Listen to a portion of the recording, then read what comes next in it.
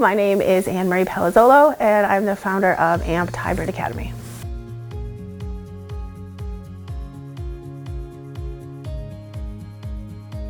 During COVID, a lot of these little homeschool pods started forming, and people hired me to teach them when everything was shut down.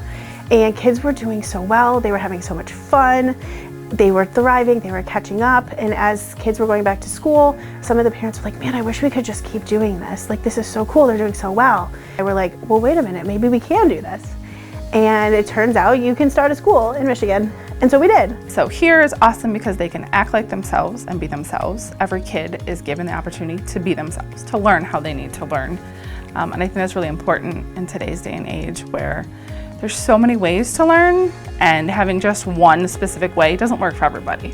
We can really customize stuff for every kid and get to know them well enough that they can really contribute in ways that they're good at and that they can feel proud of, and also feel safe enough and comfortable enough with the small group that they're in to try hard things. I know I would never have the freedom to use all my expertise in this way in almost any other school that I've come across. And so that's really cool.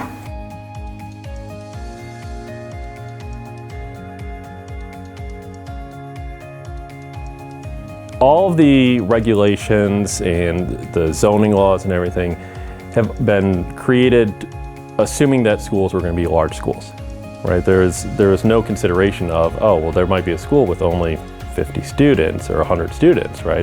They're all designed for large scale. So as an example, if you want to get approved by the state for a school, you have to have 6 foot wide hallways. Normal building code is 4 feet wide, but for schools it's 6 feet wide, presumably because you have kids running in the hallway through, from class to class, and so you need that space. Not so much necessarily with a small school where you don't have that kind of volume of kids going through hallways.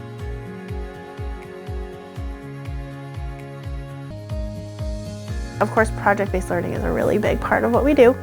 That we talk so much about how it's not project-based assessment, it's project-based learning.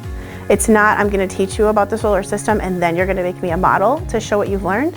It's, we start with a guiding question. The teacher focuses on the person at the time, but since there's less of us, it doesn't take as long for her to get to us. Every kid's experience is very tailored and specific, and it's not just a generalized curriculum, one size fits all, or anything like that.